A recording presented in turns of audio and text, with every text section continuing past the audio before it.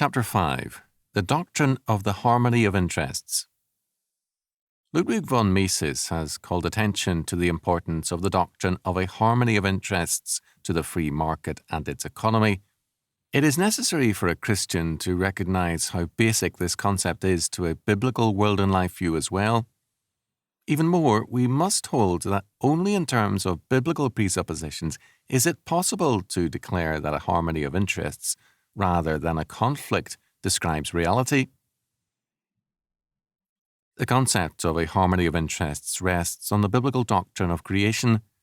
God, having made all things by His fiat word, all things move from all eternity in terms of His eternal decree, Acts 15:18, Proverbs 16:4, Genesis 1:31, Acts 17:24, Colossians 1:16, Exodus 20:11, etc. Thus, metaphysically, the universe is a unity moving in terms of an absolute and predetermined harmony. Sin and evil are moral or ethical facts or states, not metaphysical. And even as moral facts serve God's absolute harmony of purpose and interest. I am the Lord, and there is none else. I form the light and create darkness. I make peace and create evil. I, the Lord, do all these things. Isaiah 45:6 and 7. The Lord hath made all things for Himself, yea, even the wicked for the day of evil. Proverbs 16:4. The consequences of this doctrine are far-reaching. It is a declaration that even the most flagrant cases of evil have totally governing them the absolute harmony of interests. Thus, at the moment of history's supreme evil, the planned injustice of the trial and death of Jesus Christ, St. John tells us that here the eternal counsel and glorious purpose of the Father was fully set forth. John 11:47-53. Among the covenant peoples, both before and after Christ, this doctrine was commonly bypassed. The common pagan world and life views of antiquity and that of Hellenic philosophy prevailed. It was held rather that a radical conflict of interests prevails. In mythology, this conflict was pictured as polytheism and the wars of the gods.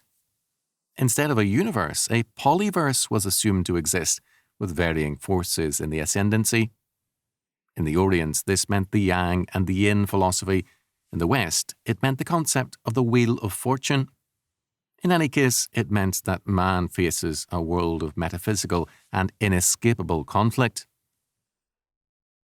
But man needs harmony. For civilization to advance, harmony is an essential. The more radical the views of conflict, the more likely it is that the culture will be nomadic and incapable of maintaining a sustained settlement and growth. How, in the metaphysics of ultimate conflicts of interest, was any civilization possible? Mythology provided an answer. The gods from time to time attained a temporary peace by means of divine imperialism. Zeus supplanted his father and ruled over his rivals, although not without conflicts. Similarly, imperial man could establish a tenuous and temporary peace by means of imperialism. In the East, this meant Oriental despotism. In the West, it meant Plato's Republic, a totalitarian state. Man imposes a man-made status harmony of interests as the only means of controlling the metaphysical conflict of interests. The biblical presupposition is that metaphysical harmony of interests predetermines and uses every ethical conflict of interests to effect an ultimate harmony. Every non-biblical view presupposes a metaphysical conflict of interests and sees the solution in moral man's ethical predetermination and imposition of a statist harmony of interests. The Bible declares evil to be a moral fact in man. Non-biblical views see evil as a metaphysical fact in the universe, which can only be subdued by the moral actions of a civil state. Unhappily, during most of Christian history, syncretistic ideas have compromised biblical faith and allowed an extensive faith in the pagan concept of conflict to prevail. All the same, only within the context of Christian civilization has the doctrine of harmony prevailed to any degree. Evidence of this success, albeit a limited one, can be seen in the fact that, outside of Christendom, totalitarianism can be seen as an inevitable and necessary fact, whereas within it has been seen as a common and too prevalent evil. With the rise of Darwinism and evolutionary thought, pagan concepts of conflict have once again captured not only society at large, but most of the churches. Conflict is presupposed as basic to being in the social pronouncements of many churches, and the solution is seen as moral action by the welfare state. The benevolent and omnipotent God of Scripture is increasingly being replaced by the benevolent and omnipotent state. Thus, the modern humanistic world and life view is marked by certain presuppositions which are radically at odds with biblical faith. First, the universe is seen not as the planned and predestined work of the sovereign and triune God of Scripture, but as the product of an evolution which is solely the work of chance. Second, in this world of chance, there is a struggle for survival, and the result is the survival of the fittest. A radical disharmony and conflict of interests is thus presupposed. The survivors continue at the expense of others, and nature is red in tooth and claw. Third, this perspective has led to two seemingly diverse perspectives, the extremes of quote-unquote rugged individualism or quote-unquote predatory capitalism, so-called, and of socialism. Both, however, are agreed that conflict is the basic fact of life. The social Darwinian who affirms, quote, rugged individualism, end quote, is content with this fact of conflict. The socialist, while agreeing with this faith in conflict, is unhappy because of it.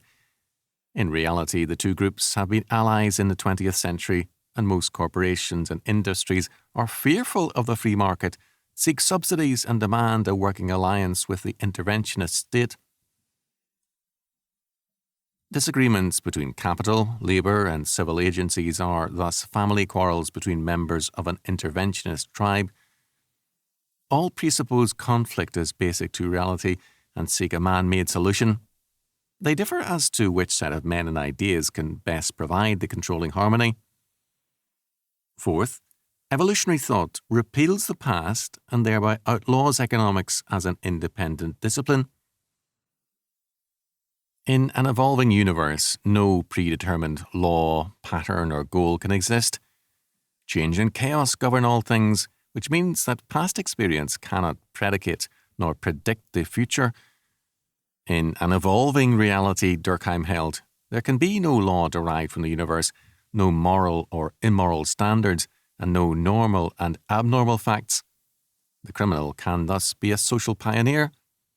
The state, therefore, cannot be criticised when it embarks on a programme of controls, because, if for no other reason, there are no values whereby any judgment can be made. There are only scientific experiments in social planning. In the USSR, whatever loss of life, production or resources a plan may cause will be regarded as merely a field experiment, not as an evil thing. Fifth, this means that values, if they exist at all, must be man-made. Because the universe is merely change and chance, values cannot be derived from the nature of reality, but must be imposed upon it by man. The state as man's agency, or in anarchism, man alone creates the value out of nothing and then imposes it upon reality.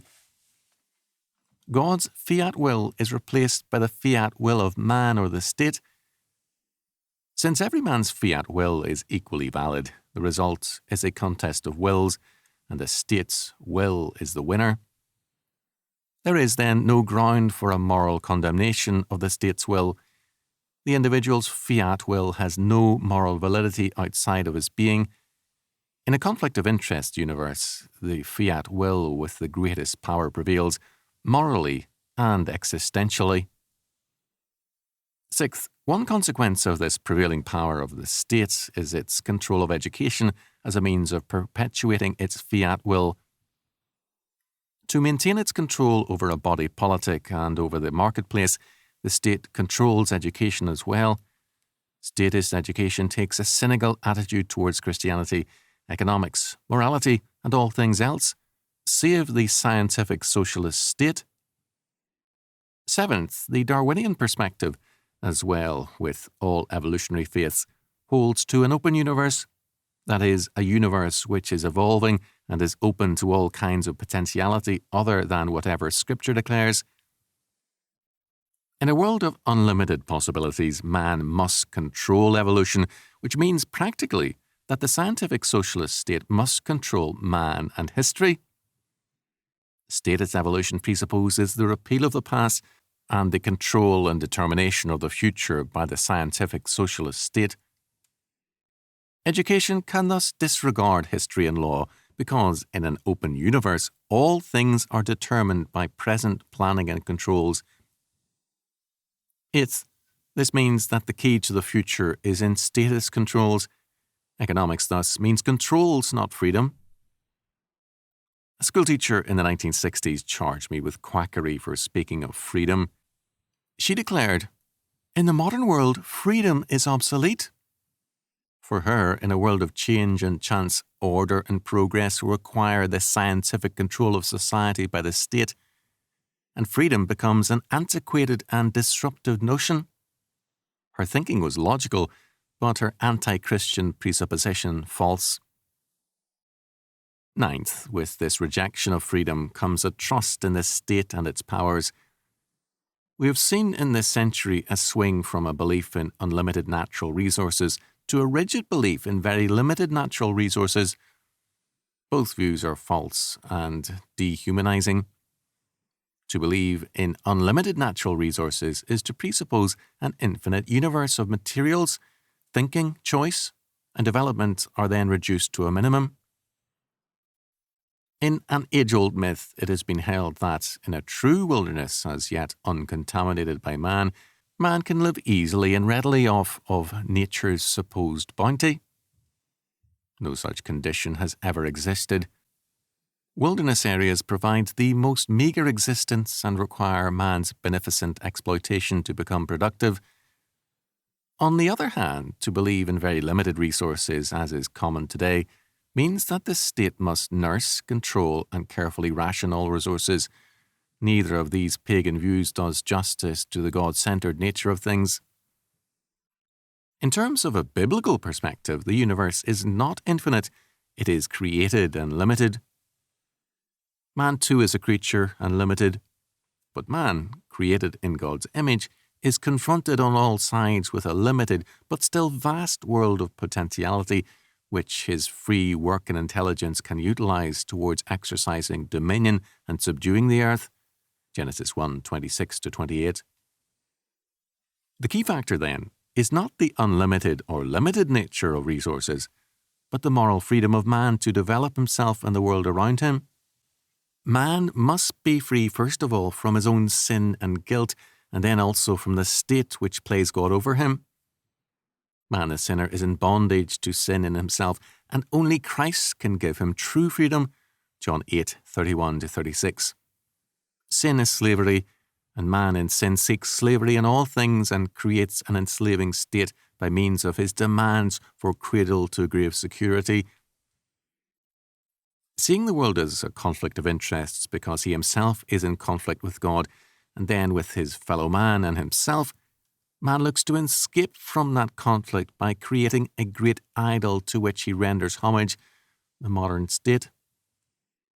This God state becomes his safe harbour and refuge from the storms of conflict. The conflict only increases, however, because man, the sinner, and his idol state are at war with harmony. They are in the business of manufacturing conflict wholesale and then crying wolf over it. The harmony they seek requires the death of God, an impossible fact. The economics of conflict thus breeds conflict and feeds in itself. The state, as the agency for stilling conflict and producing harmony, becomes a perpetual conflict machine, providing endless justification for its role as the peacemaker. The state's capacity for self-justification becomes amazing. Thus, in the Soviet Union, a state created supposedly to end feudalism and economic slavery, political prisoners are bought and sold as slave workers by the wagon loads by district bosses. From all of this, there can be no return except by return to biblical faith. Only the God of Scripture gives us a universe with a harmony of interests. The alternatives to that world all point in the direction of the Soviet slave labour camps, and worse. No religion, economics, politics, or education can do other than destroy man if it abandons the God of Scripture.